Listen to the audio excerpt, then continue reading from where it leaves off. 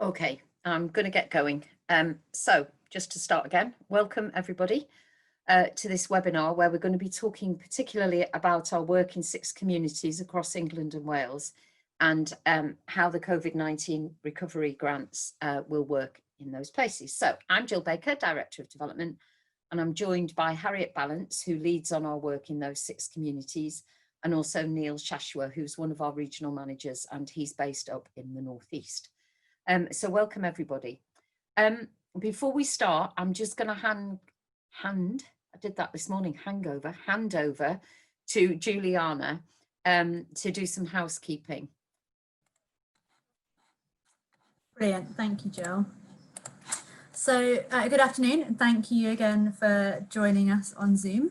As this is a webinar, we wanted to remind everyone that as participants, you can't be seen or heard, but you will be able to see all of our panelists. For those of you who are familiar with Zoom, you'll notice that you have both the chat function and the Q&A function enabled at the bottom of your screen. So please feel free to introduce yourself on the chat. It won't be seen on the recording.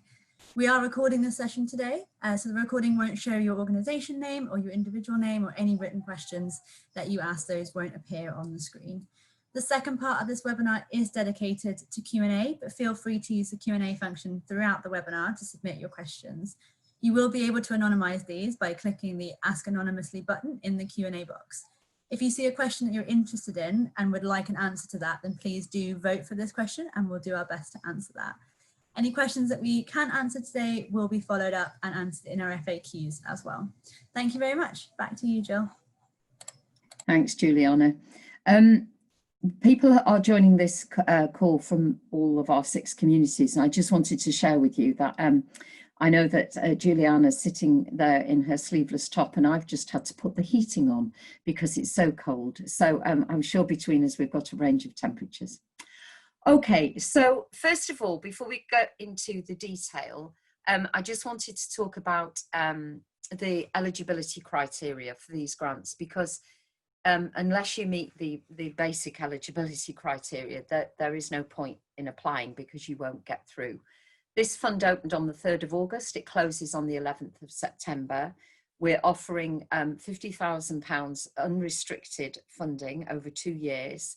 And we're going to be making 150 grants across England and Wales, of which 12 are ring-fenced for the 6 communities. It's quite a tight timescale. We want to make these grants this year. And although it seems like ages away for you to December, it's actually quite close for us in a kind of grant-making world. The part of this grant will also come with a development partner to support you, as well as working with the development team. And you will also get access to our non-grant support programme, which is called Enhance. But in order to apply, you must meet these 6 criteria. These are all on the website, and there's a lot more detail about the eligibility criteria on the website, and I'd really advise you to look at that.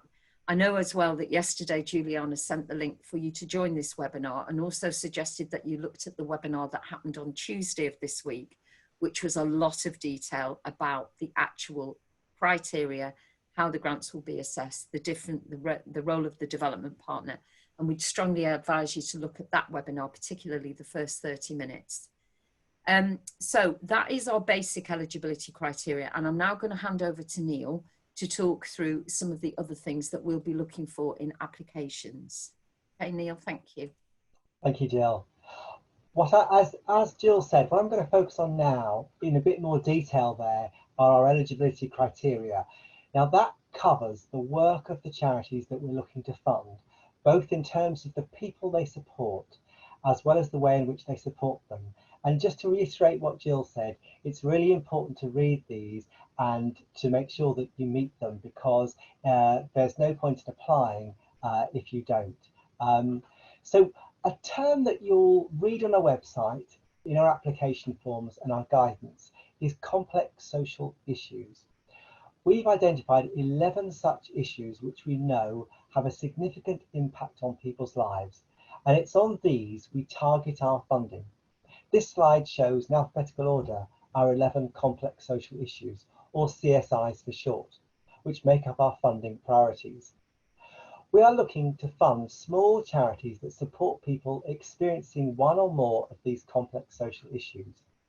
Our eligibility criteria set out the detail of what we mean by each of these complex social issues and examples of the type of work we may fund. Please do read these carefully, as it may be that even though a charity supports people experiencing those CSIs, we won't fund particular aspects of that work. Because we want to focus on charities that are most likely to have the biggest impact on the lives of people facing these CSIs, we have identified 4 characteristics we think highly impactful work will possess. Again, the definitions of these are covered in a copy of our eligibility criteria for funding. These characteristics are to do with how the charity works with the people it supports. So, firstly, the work of the charity needs to be in-depth. We are looking for charities that support people over a prolonged period with multiple interactions which have depth to them. This will likely be over the course of at least 6 months, but it could be lifelong. So whilst charities we fund may undertake one-off advice, provide online resources, or signpost to other services as part of their work, we are looking for charities whose work is much more longer term and in depth with the people they work with. Secondly, we are looking for charities that work in a holistic and person-centered way. We recognise that because charities are supporting people with complex social issues, no one single charity or service could be expected to provide for all of their needs. So we're looking for charities that have formed partnerships with others or support their referrals to others.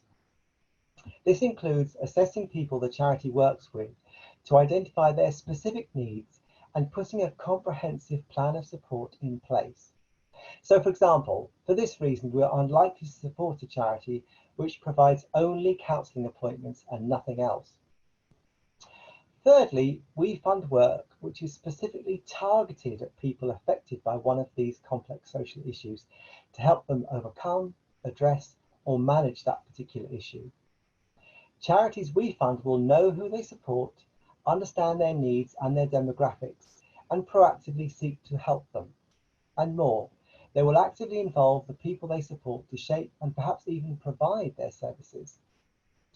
Fourthly, we are looking for charities that support people on a positive journey of change, developing new skills, confidence, independence, security, and agency. As such, we expect charities to be able to monitor and measure positive outcome-based changes. We recognise that because of the complexity of the issues charities are supporting people with, what a positive journey of change looks like will be different for different people. It may be more about maintaining people and preventing them getting into a crisis, or reducing harm whilst they're in a crisis. And we recognise that not all outcomes are like getting a job or moving into stable accommodation, which are more easily measurable than other outcomes. Charities applying to us will have to demonstrate a track record of delivering at least one service or project deliberately targeted at supporting people facing one of our CSIs, and that this support is also in-depth and holistic and supports someone's positive journey of change. For example, you may be a community centre with a really broad programme of different services. If just one of those services is focused on, for example, providing in-depth support for survivors of domestic abuse, you're welcome to apply under our domestic abuse category. You could be an arts charity that has developed holistic person-centered support for recent asylum seekers, or a sports charity with a programme to support people with learning disabilities. We'll still be looking for a targeted approach to working with people affected by one of our CSIs, but it doesn't have to be your sole or majority focus. So those cover the general eligibility criteria in the 6 communities. Now I want to talk about a really exciting part of this funding programme, the development partner. Alongside the funding, each charity will be allocated a development partner over the first 12 months of the grant, so that's January to December 2021. The development partner will spend an average of half a day a month with your charity, helping you to identify and address operational and strategic needs depending on your own development priorities. This will be hands-on, Support like we've never really offered before, with the development partner working closely with you and your team, providing one-to-one support to reflect on your charity's development needs and give you the help and breathing space you need to start to address them. You'll also be able to call on additional development support from, as Jill mentioned, our enhanced programme, making use of experts in their field, for example, service redesign, digital development, or financial literacy. The development partner's role is to be by your side, helping you to put in place the building blocks to recover from the COVID-19 crisis. What this means in practice for charities thinking of applying to this programme is covered in more detail in the webinar Jill mentioned at the start, so please make sure you watch that and at least the first 30 minutes. We know that there are many charities that could benefit from this programme. However, we can award funding to only 12. That's why we want to make sure that those charities we partner with will welcome and actively engage with this additional intensive support. When you come to look at our application form, you'll see we ask a few questions about your charity's developmental needs and what you might do to address them. It's important to note we're not looking for charities to have this already worked out. That's the kind of thing that the development partner can help with. What we're looking for is charities that would really benefit from the development support as much as they would from the funding. And we don't just mean supporting your CEO. Crucial to the success of this programme will be the full engagement of your board and senior staff team. The charities we fund in this way will still have access to the normal Lloyds Bank Foundation development opportunities and support, but in addition, you will be able to come together with other charities to share your experiences and support each other with the help of your development partner. We're envisaging that charities will need to commit to taking part in at least 3 of these events in the year, but their focus will be decided by you. I'll hand over to Jill now to talk about the strategic aim of these grants in the 6 communities to support charities to work on systems change. Mute. Thanks, Neil. One of the things that we do in the foundation is use the word development to mean different things in different places. So obviously the development partner is very much about helping you as an organisation to develop your organisational development. The work of the development team that Harriet and I are members of is much more about developing and supporting systems. So we have a definition of system change. It's becoming a bit of a thing, isn't it? System change and systems thinking. So we describe that in Lloyds Bank as being about bringing together partners from a wide range of services, whether they fund services, trusts, foundations, statutory funders, with people who deliver services, particularly those small and local organisations who our research shows are most connected to need, as well as bringing economic value to their communities, and those who use services. Because these drivers are about, these 3 circles show those drivers as we see them. We know that you are all facing increasing demand and that it's rising, and that is becoming even more obvious through this crisis. We know that a lot of statutory funders have reduced budgets and yet still have a requirement to deliver services for those people who have complex needs. So we want to really hit the middle of that Venn diagram if we can with our work, and using approaches that bring together those people. It's about relationships. It's about relationships between organisations and sectors, including the private sector.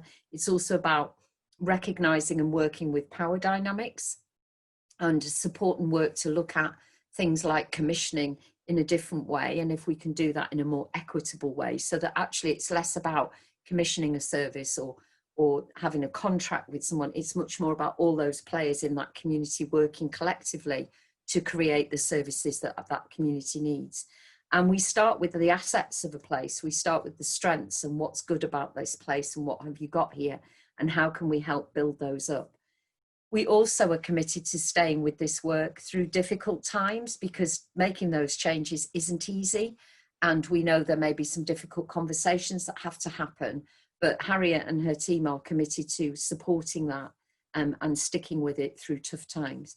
So that's what we mean when we say we're working on system change. And that description and that definition that I've given you is on our website under the We Develop banner. So do have a look at it, and I'm going to talk a bit more about that in a minute.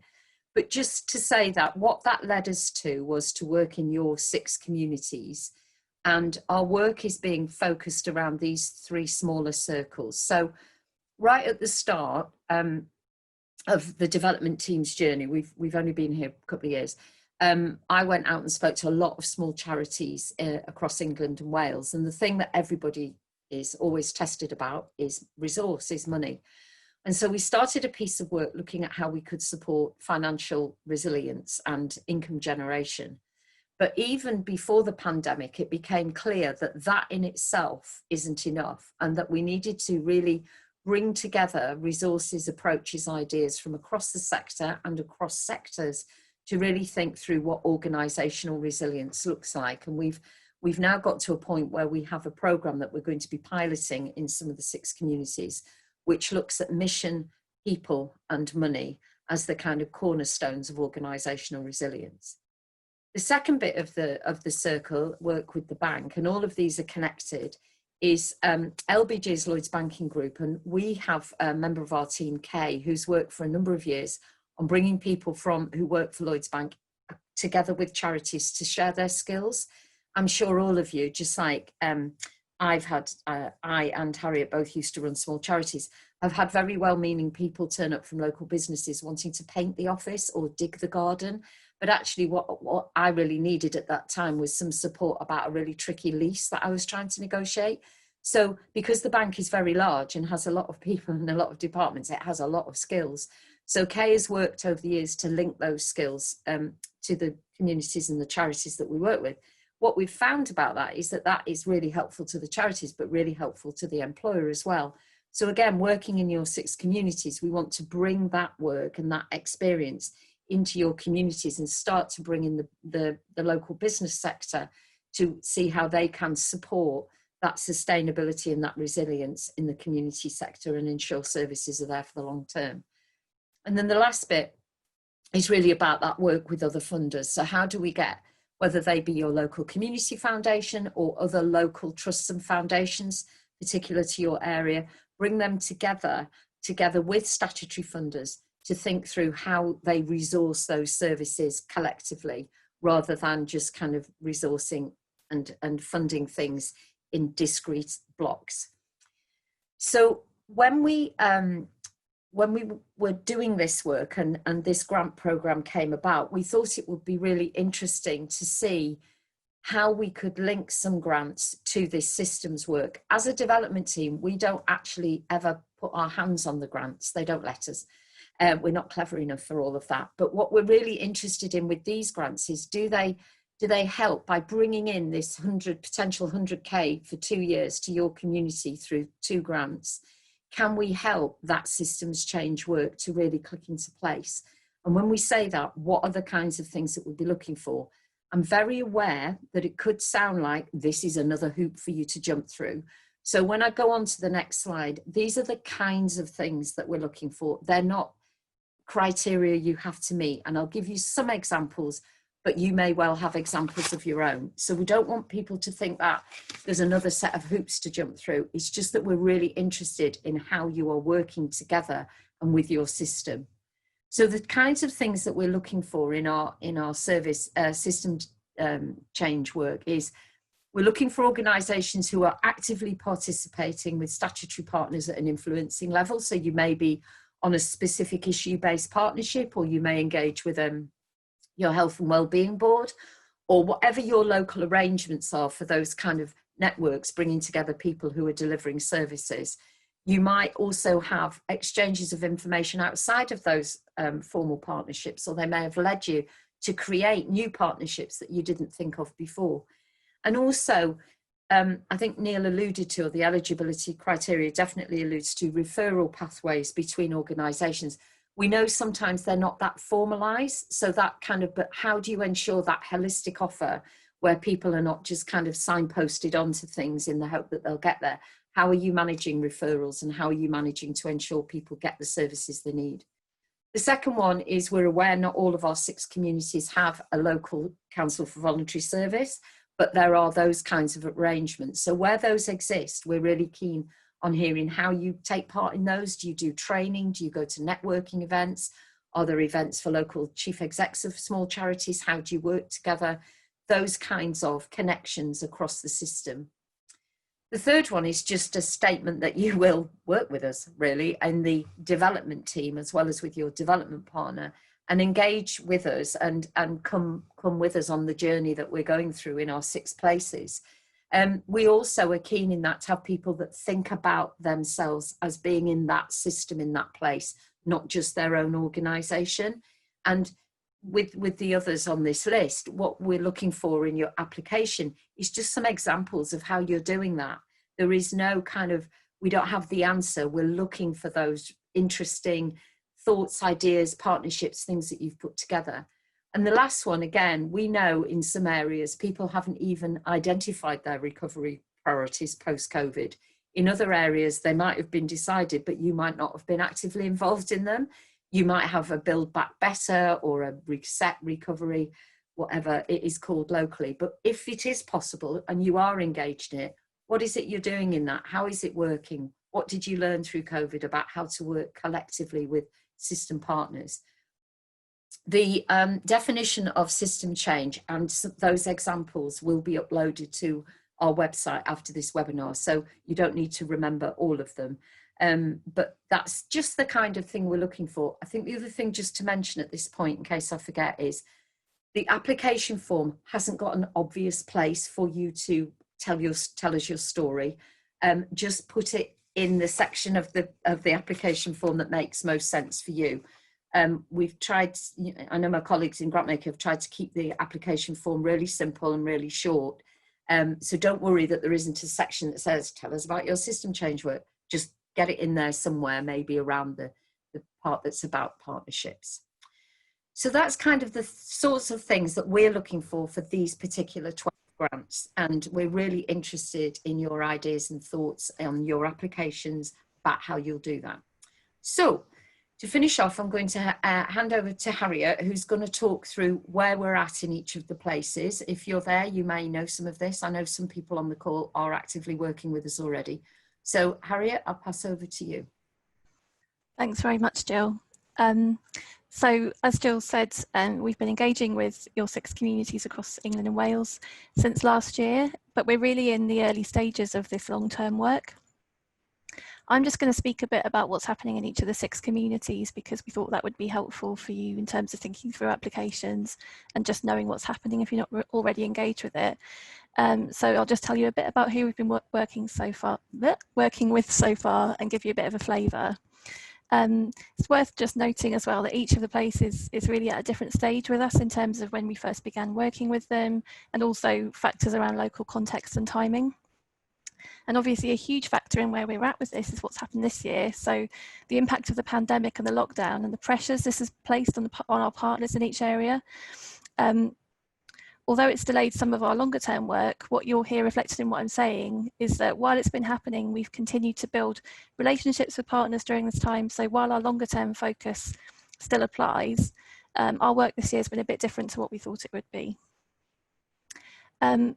So one of the things we've done during this time is to hold regular learning calls with partners from across the 6 communities, really to share experiences, learning and reflections from working in and responding to the COVID crisis. That's just one example of the way that what we've been doing has changed a bit. So this is just going to be a quick overview of what's happening in each place. But if you'd like to know more about our work in your area, beyond understanding this grants round, then please do get in touch with me anyway. And I'd be really happy to discuss it further with you. So starting with Merthyr Tydfil, we first came and spoke to people in Merthyr last September, and we followed that up with a sort of in-depth visit in November and met a really wide range of partners and just got a bit of a feel for the area. We had really positive meetings with local charities, council representatives, the town centre partnership, local police and social landlords, amongst others. We were then due to come and hold a workshop in the first week of lockdown, which obviously then didn't go ahead.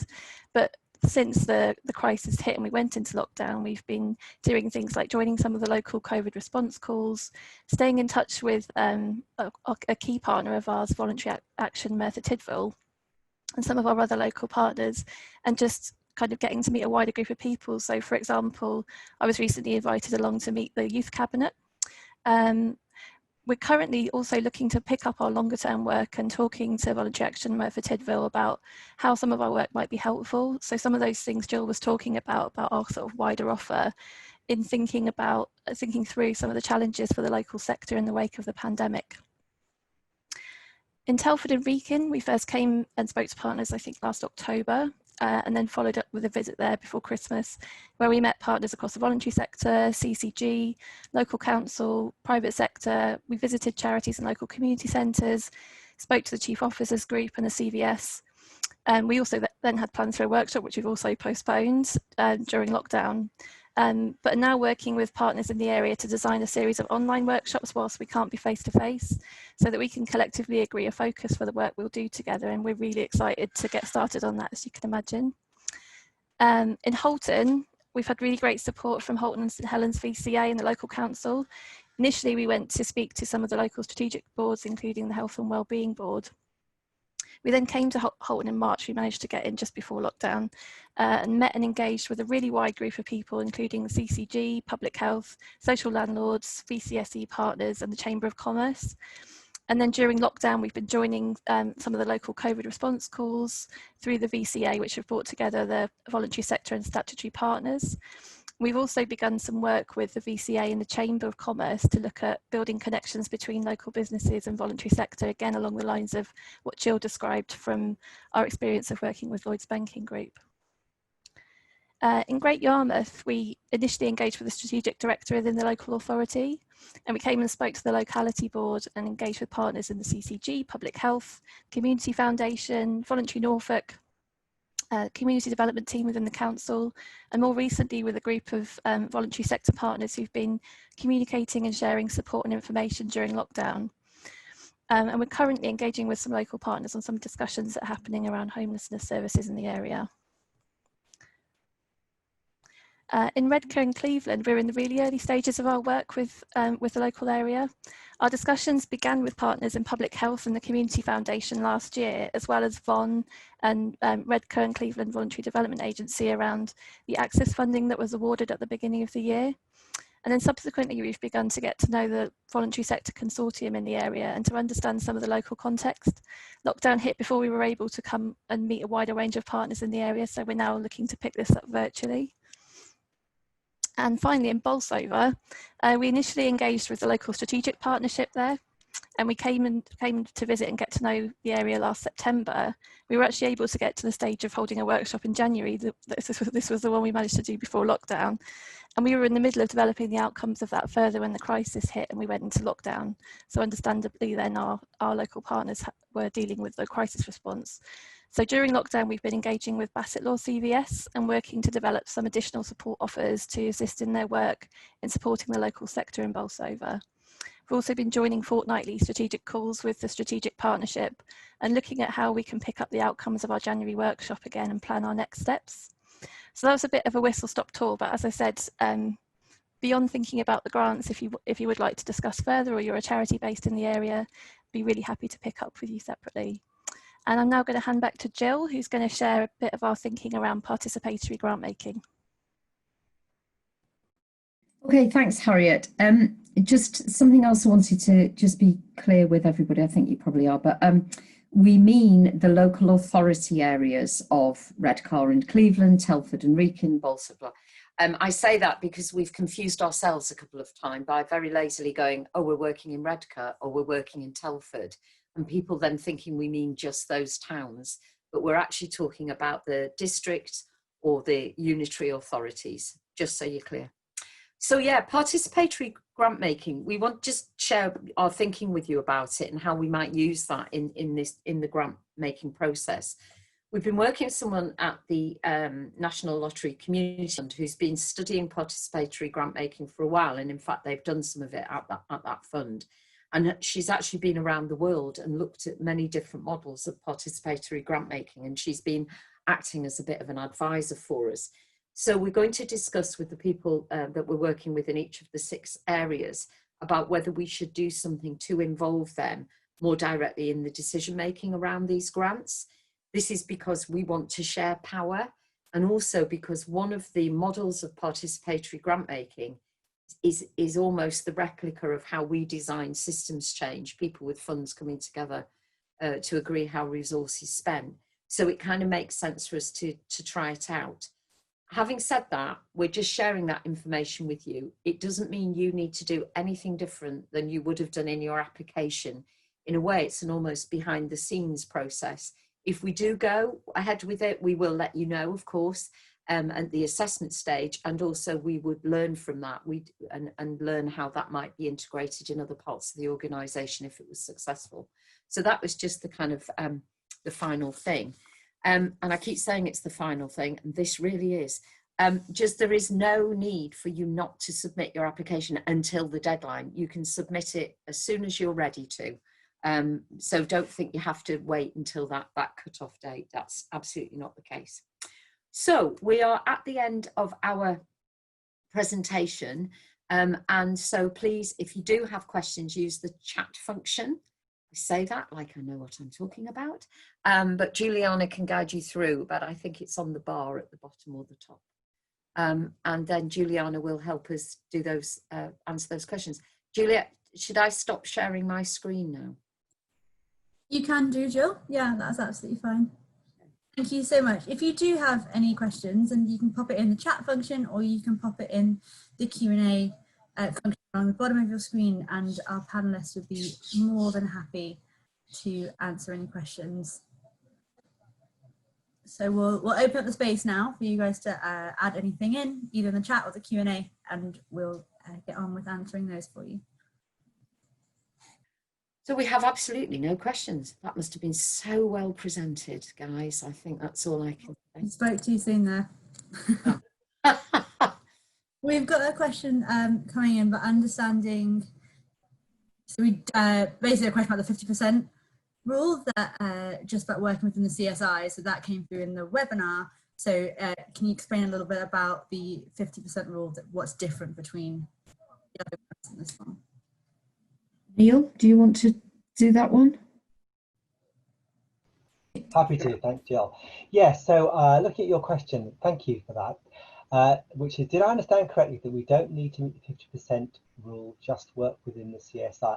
That is correct. So for those applications that Jill talks about meeting those areas around system change, you don't need to meet the 50% rule around that. So some of your services need to be holistic and targeted, etc., at least one of those complex social issue areas. So I gave in my bit a couple of examples of that around a community centre, which did a broad range of things.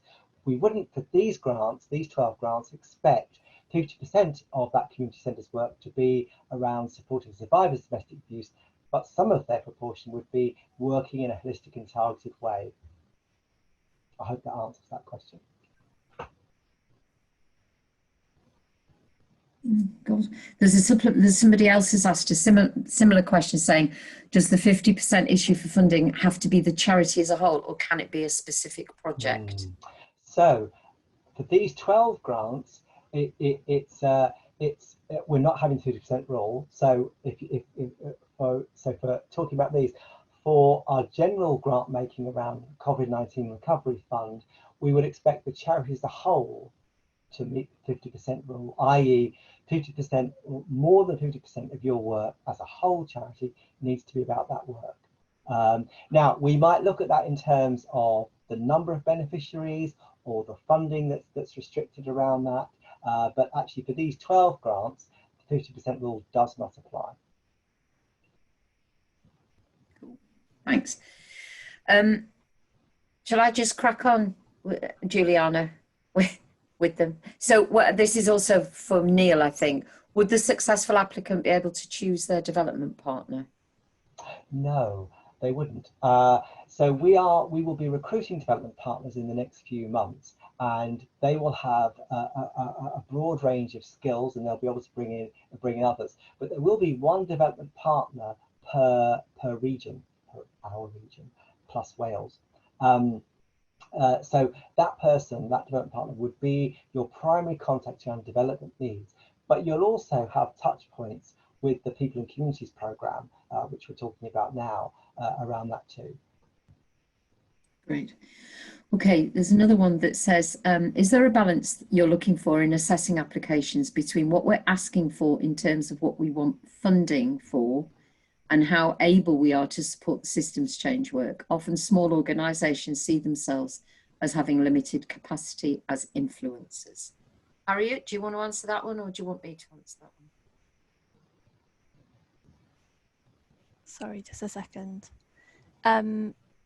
So I think it might be better if one of you spoke to it partly on the basis that I understand this to be core funding. So you're applying for funding for your organisation rather than for an area of work. Yeah.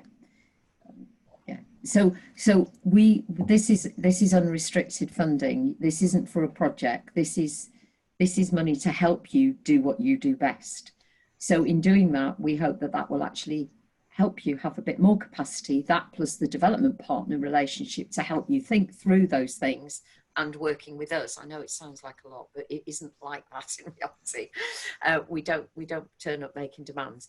Actually, it would enable you to probably become more influential than you're currently able to. But yes, you don't have to prove in your application what it is you're going to fund with this money. What we're looking for is the impact you have on those people whose lives you support. And I guess just for me to add to that, the bit about engaging with the work, which is the bit that where I would be more engaged with you. As Jill says, it's not like we would have like high expectations of how you could engage with it. We understand the capacity issues for small charities, and as Jill mentioned at the beginning, have been there as well. So it's very much about working with you where you are. I think meeting you where you are. Yeah. I've been affiliated with the VCA here since COVID-19. I've talked with the chambers and we work in community centres, but we're not helped much by infrastructure. Well, again, I mean, that's more of a comment, I would say, than a question. But again, it's a bit like the question we had earlier about closed consortia. That is partly what we see ourselves as doing, is how we open up those things to a wider group of organisations and the people who use their services, so that what's created and what services are designed or redesigned become much more about the needs of everyone, rather than the needs of that trump that one because I'm a commissioner and I'm telling you what I want. It's about that kind of co-design process, really. I hope that helps, that statement. I'm not. When you talk about 12 grants, is that 2 per area? No, it's 2 per area. We've got 12 grants in total. It's a small number simply because we've never tried this before and we don't want to break anything. So this is part of the way that we work, is kind of developmentally and to learn really about it. So yeah, so unfortunately it's only 12, but you know, if they were stunningly successful, we may be able to influence future grant programs. Okay, another one. Are you inviting partnership applications from VCS partnerships who perhaps already collaborate and share agendas? We can't, through the way this is structured, accept applications from partnerships. One organisation has to hold the grant and one development partner will be given to that organisation. However, what we're really interested in your application is the partnerships that you already have and that you're already collaborating and sharing agendas in terms of the systems work. And obviously, as we've said already, this is core unrestricted funding. So that will enable you to do what it is you want to do with that partnership. So we can't take partnership applications, but we are interested in partnership working being evidenced in your application form. Question about the Access Fund, Harriet, which is very specific to Redcar and Cleveland. Harriet's answered that in the chat, so I don't think I need to read that one out. If it's only 2, does that preclude us from applying under the other grant criteria? It does. It does. You can only apply once. However, what we will do as part of the initial assessment process is, if the person assessing the grant, which will be one of our grant manager colleagues like Neil, if they think actually this is a better fit for a domestic abuse grant under the the other grants program, she will pass that to the relevant regional manager. So you don't need to do more than one application, and the reverse will be true as well. If the regional managers get in an application, they think actually it's some really good system work, and it happens they're in that area, if it's gone to the wrong place, that will come back to us, but that's unlikely because we'll screen out places earlier on. But you don't have to apply twice. There isn't a different application form, no, and that's why I was saying that you just put in your evidence around systems work wherever it makes sense for you, telling your story in the application, because there isn't an obvious place for it. Next question is, are there priorities of areas within the geographical regions, as some parts of our region that do have needs might be seen as less in need than others?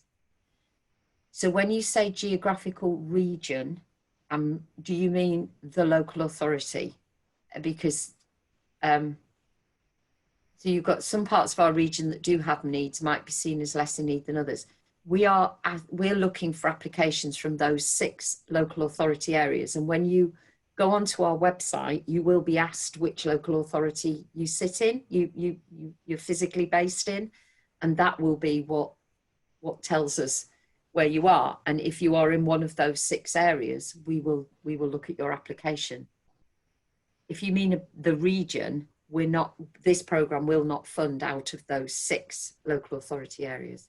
Hope that makes sense. Yeah, but so the follow-up is yes, local authority. Gisborne and Saltburn are less prioritised than Redcar, the town. But if Gisborne and Saltburn are within the local authority boundaries of Redcar and Cleveland, and off the top of my head, I can't remember, Neil is nodding, then yes, we will look at them. As long as they're delivering to our complex social issues, less than 50%, blah, blah. Complicated, isn't it? Would systems work on suicide prevention be eligible? This is a key area of our mental health work currently.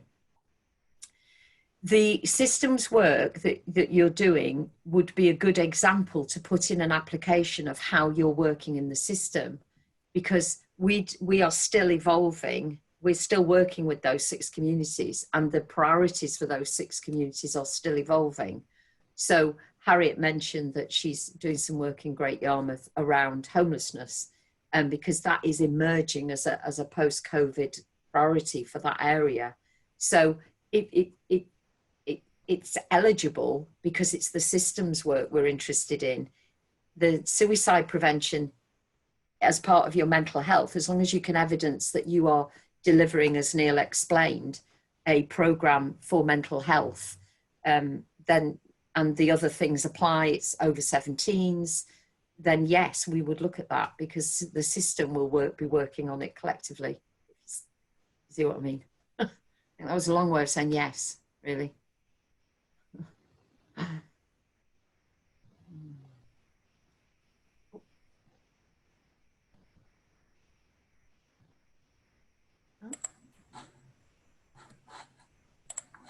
Welfare rights considered. I'm not sure what you mean when you say welfare rights considered. You have to go back to our 11 CSIs, and you have to evidence that your work is working with people who have one of those or complex social issues.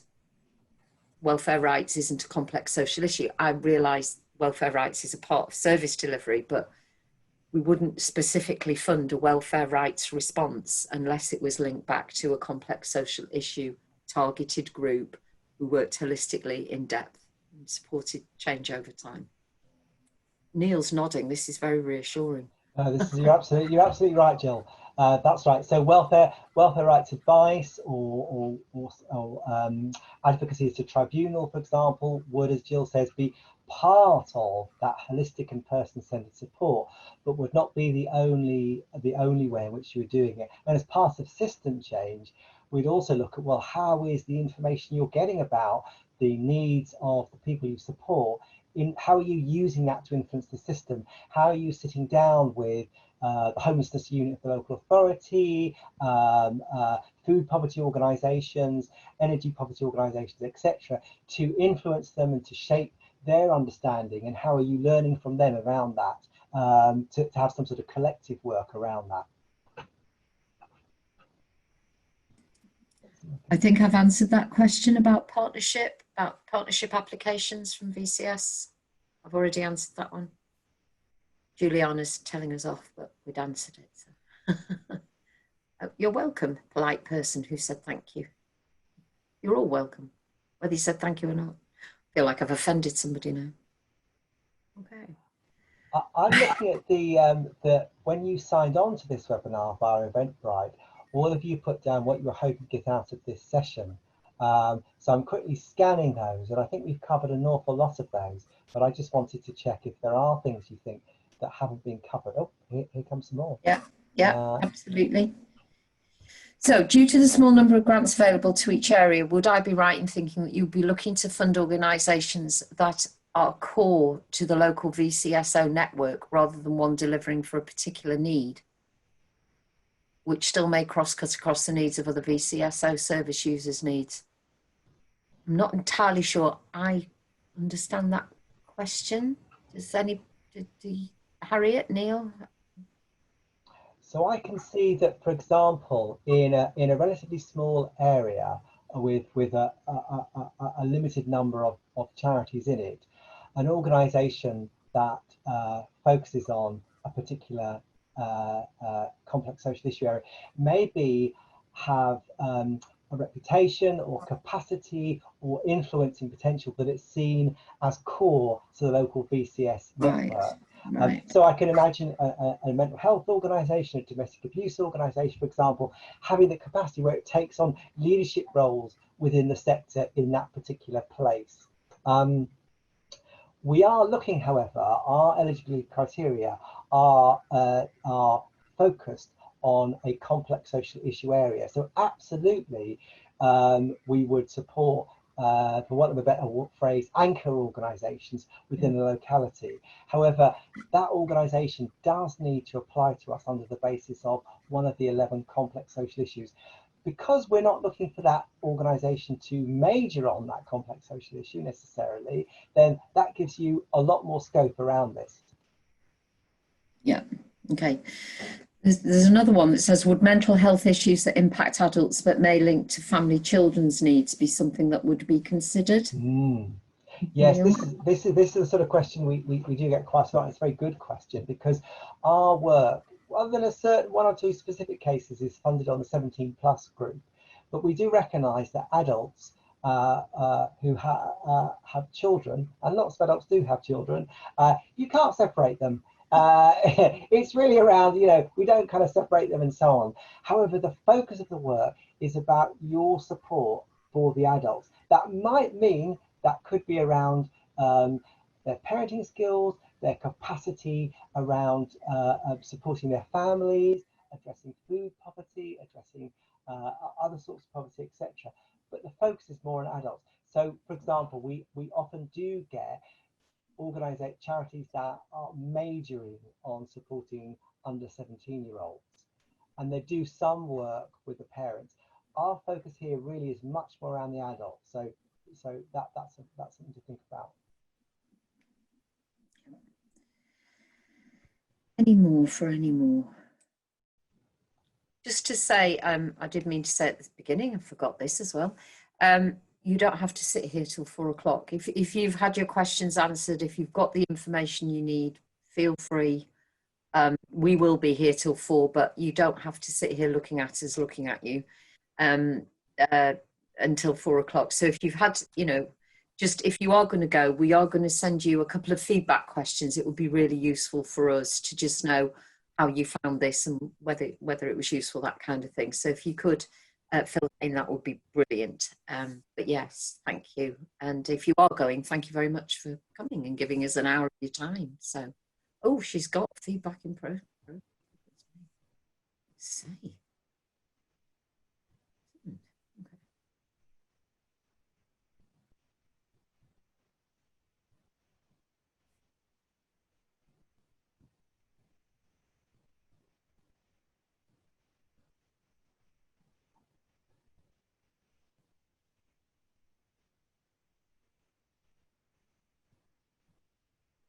Well, since we do have time, if I could take the liberty of saying that those of you who've answered still unsure about considering applying for this grant, are there any questions that we can answer for you that will help you decide yes or no?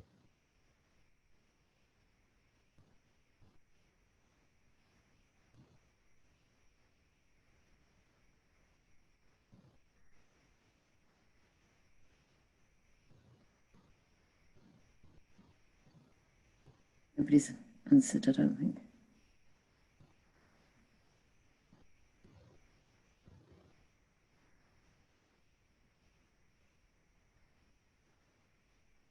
There a special person we could have a more in-depth conversation with, not about the applications. We've taken the view that the webinar is the information that we will give you, and that's simply because we don't want to make it unfair that if people can't get in touch with us or can't find time to speak to us, then that would disadvantage them. So everything you need is on our website or YouTube. The webinar from Tuesday is on YouTube. This webinar will be on YouTube. We will upload the systems definition and those kind of 4 headings and some of the things that are examples of what we'd be looking for. There'll also be a link to the webinar that was on Tuesday, but the very specific bit about the development partner, so that you can go straight to that if you're interested in that and want to know more about that. Yeah, so there you go. And yeah, so the answer is no. But that's why. It's not that don't want to talk to people about equity, really.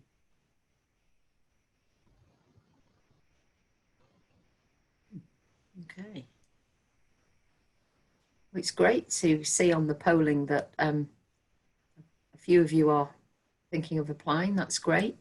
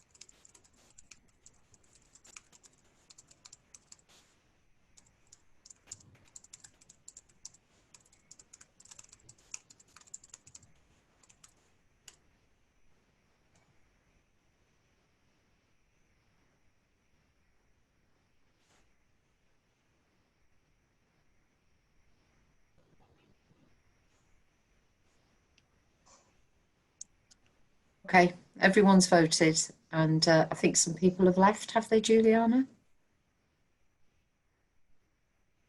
We've still got quite a few on the call, but the polls Right. have been completed. Oh gosh, I've just done something to my screen and now go. That's it. Oh, technology, I tell you. I just want to reassure all of you, I've just seen a comment from someone I know.